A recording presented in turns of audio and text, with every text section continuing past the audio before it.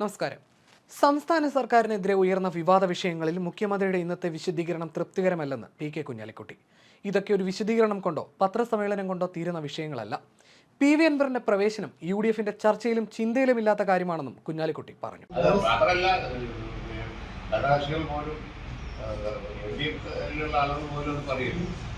ഇവർ പഴയ കോൺഗ്രസ്സുകാരനാണെന്നൊക്കെയാണ് CM പറയുന്നത്.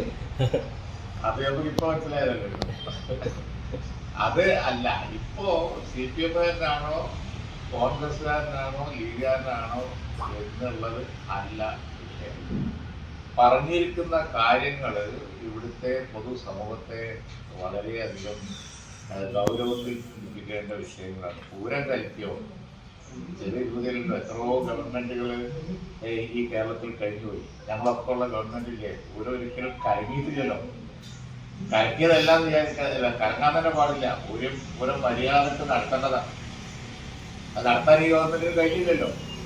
അതിനേക്കാൾ ഗൗരവം അത് നടത്താൻ കഴിയാതെ നിരപരാധിത്വം അല്ലായിരുന്നു. അതിൽ എന്താ പറയാ, അങ്ങനെ സംഭവിച്ചതൊന്നുമല്ല. അത് പ്ലാൻ ചെയ്ത് കരക്കിയത് തന്നെയാണെന്ന് പറയുമ്പോൾ അതിനേക്കാൾ ഗൗരവമുള്ള വിഷയം നടക്കണം.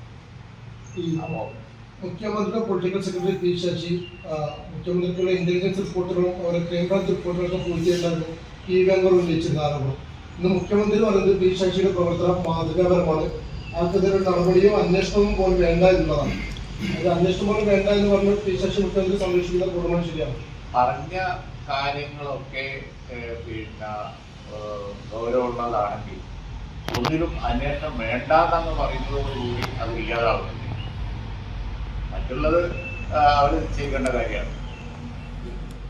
പറഞ്ഞ കാര്യങ്ങൾ ഗൗരവം. ആര് പറഞ്ഞു, ആരെപ്പറ്റി പറഞ്ഞു എന്നല്ല, വ്യക്തിപരമായിട്ട് പറയാനൊന്നും ഞാനില്ല. പക്ഷെ ആര് പറഞ്ഞു, ആരെപ്പറ്റി പറഞ്ഞു എന്നുള്ളതല്ല, പറഞ്ഞ കാര്യങ്ങളൊക്കെ വളരെ ഗൗരവമാണ്. അതിനെപ്പറ്റി അന്വേഷണമാണ്.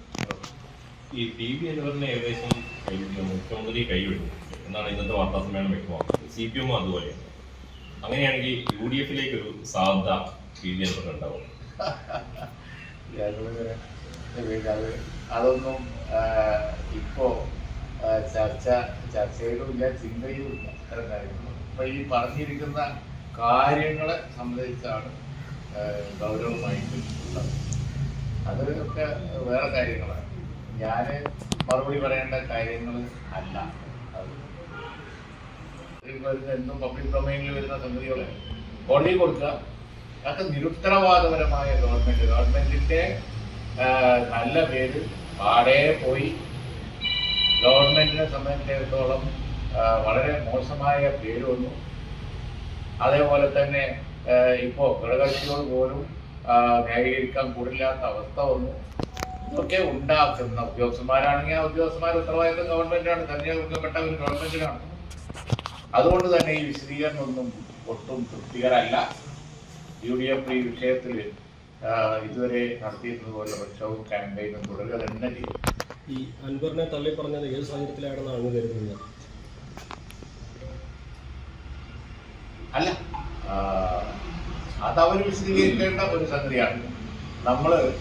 അവർ തമ്മിലുള്ള ഒരു പൊളിറ്റിക്കൽ എന്താ പറയുക ബന്ധം നല്ലോണം തന്നെയാണോ അല്ലെങ്കിൽ അത് വഷളായോ എന്ന് അല്ല ഇവിടെ ഉള്ളത്. പറഞ്ഞത് ആരായാലും പറഞ്ഞത് എന്താണെന്നുള്ളതാണ്. പറഞ്ഞത് ഗുരുതരമായ കാര്യങ്ങളാണ്.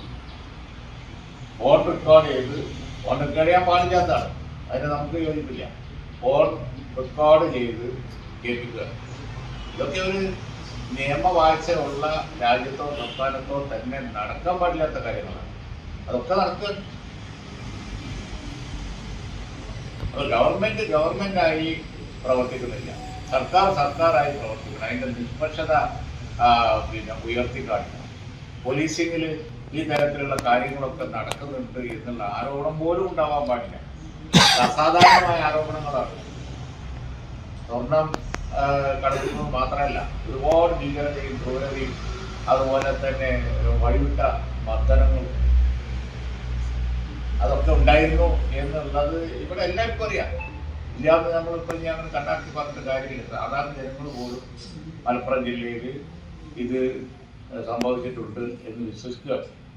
പിന്നെ മാത്രമല്ല അവരുടെ കുടുംബമൊക്കെ ഏറ്റുപറയില്ലേ, അവരുടെ വണ്ണയിലുള്ള കുടുംബമൊക്കെ പറഞ്ഞ് നമ്മൾ കേട്ടല്ലോ. അപ്പോൾ അത് അത്ര നിസ്സാരമായ ഒരു കാര്യമായി കാണരുത്. മുഖ്യമന്ത്രി